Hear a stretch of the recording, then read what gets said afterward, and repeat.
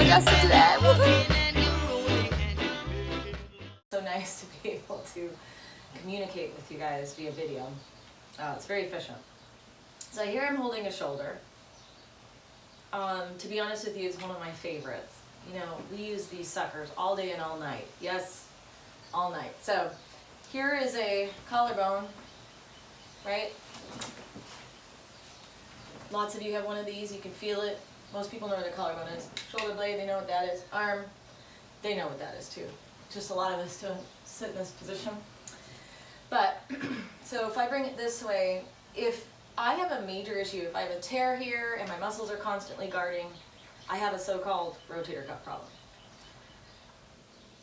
Okay, well, how do you fix a rotator cuff problem? How'd you tear it? Well, I fell on it. Well, okay, I hate to break it to you, but your body is way more complicated than I fell on it. So us nerds that really get into extremity work, and I'm just using shoulder as an example today, extremities mean elbows, shoulders, jaw, hip, knee, ankle. So extremities are pretty much everything but the spine, okay? And us full body chiropractors, I mean, we start out getting way into extremities. And most of us have had an injury there. I got into it because I actually fell on my hip, dislocated the hip, and it created a lot of cross-body problems. And you guys know that. If I put a big heavy bag here, I put a lot of weight on the opposing side because I feel centered. I don't now put heavy weight here and put all my weight here and walk around like this. So your body is very intelligent without you, right? On a subconscious level, it makes things work, okay? So going back to shoulder, here I am sitting here like this. We've got this guy like this. If I sleep on this all night, think about it. Would you want me to come up to you and just push on your shoulder all day? Or is there going to be a point in time where you get off of me? Right? A lot of us toss and turn. Imagine you're sleeping on your ribs. Do you think that your ribs could get crooked? Or you think that's a lot of work for these little muscles in between here? I mean, some of you even eat ribs. You enjoy that muscle. So you know that there's a lot of function there. And then you have this muscle here called the diaphragm that breathes for you, if you're lucky. Most people turn their diaphragm off and use all their neck muscles and strangle themselves to death and end up with sleep apnea later on from poor posture for decades. It's a big consequence for whiplash, C5, ignoring a car accident, ignoring your slouching, and completely ignoring you have a vagus nerve. I mean, V-A-G-U-S, look it up. One of the most important nerves in your body. We assault every minute, every day for decades, and past 20 we're screwed. C5 just happens to innervate a whole bunch of shoulder nerves. That's why we're talking about it right now. So vagus nerve is very important, but if the neck's screwed up, you know, it certainly gets transferred down the line. Now, why do I say that? Well, if I break my neck, my shoulders don't work so well. You guys know this. Right? Quadriplegic is in trouble. If you have a mild break, you might only have, you know, legs that are deactivated. I mean, it really depends on how much of the spinal cord is compromised, right? If it's all of it, you're not even alive. It has to be somewhat intact just to be quadriplegic. So, back to shoulder, we're not going to argue that your neck is part of it now, okay? Now, I have the arm, right? That's this joint. I have the collarbone, that's this joint. And as you can see, these are ligaments. So the muscles have to move the joint.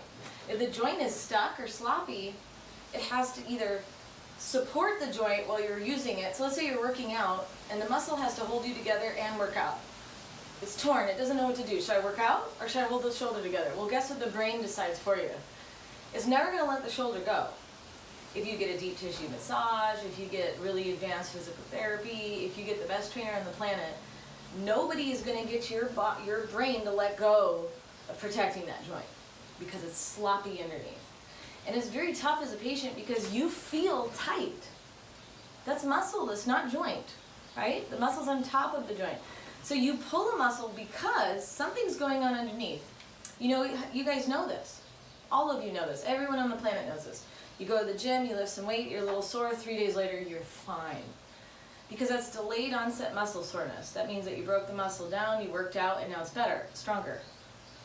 So if you pull the muscle and it hurts and weeks go by and weeks go by, it's not a muscle anymore, right? That's ligamental joint problems with the muscle constantly trying to do something for it, and now we call that a semi-permanent consequence. After 4 to 5 weeks, you might be stuck with it if you don't see somebody who knows what they're doing, okay? So an extremity specialist or full body chiropractor that goes in and checks this stuff, we want to see you the day you get injured, or the day that you've had enough. Or if 3 days go by and the soreness is still there, do not make the mistake of thinking you just pulled a muscle. Ask yourself, why did I pull the muscle? Well, it's my work, I'm just going to quit my job.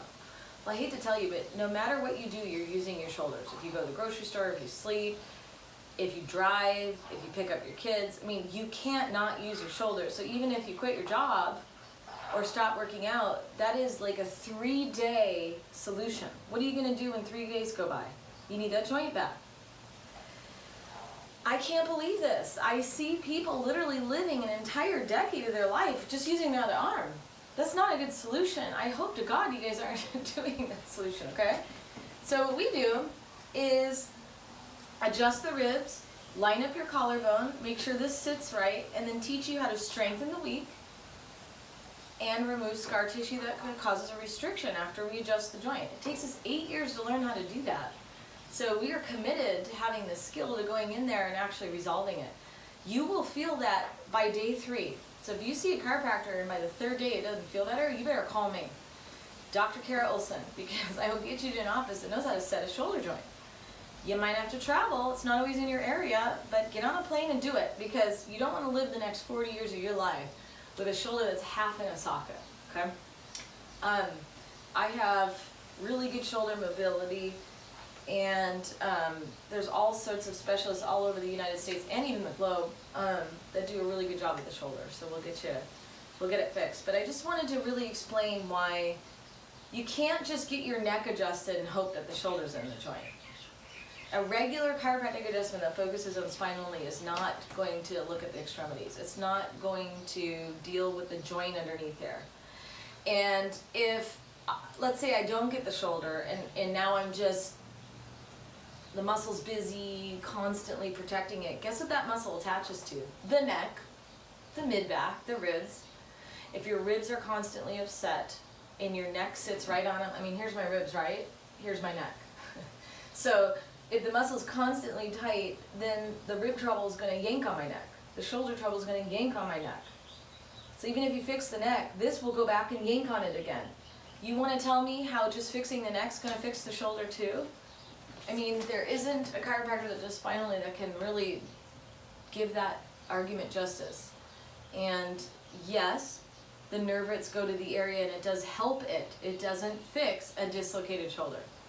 It doesn't fix scar tissue or setting this into the joint. It helps the body try to resolve it on its own, but it needs a little extra help. So we are evolving as a profession.